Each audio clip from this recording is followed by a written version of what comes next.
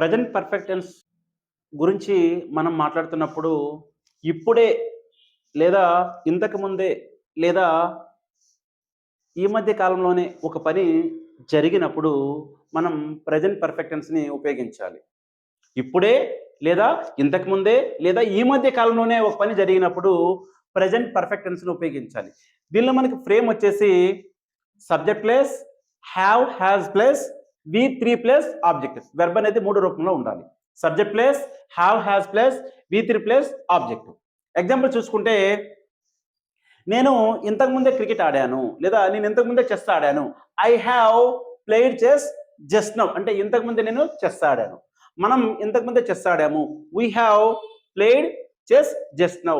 మీరు ఇంతకు ముందే చెస్ ఆడారు. You have played chess just now. వాళ్ళు ఇంతకు ముందే చెస్ ఆడారు. They have played chess just now. అతడు ఇంతకు ముందే చెస్ ఆడాడు. He has he has played chess just now. ఆమె ఇంతకు ముందే చెస్ ఆడింది. She has played chess just now. అది ఇంతకు ముందే చెస్ ఆడింది.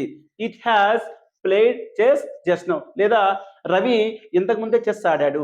Ravi has played chess just now. ఇలా ఇంతకు ముందే లేదా నేను ఇప్పుడే బ్రేక్ఫాస్ట్ చేశాను.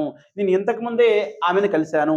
ఈ మధ్య కాలంలోనే నేను దుబాయ్ వెళ్ళాను. ఇలా ఇప్పుడే లేదా ఇంతకు ముందే ఈ మధ్య కాలంలోనే ఒక పని పూర్తిగా జరిగిపోయినప్పుడు మనం ఉపయోగించాల్సిన టెన్స్ వచ్చేసి ప్రెజెంట్ పర్ఫెక్ట్ టెన్స్.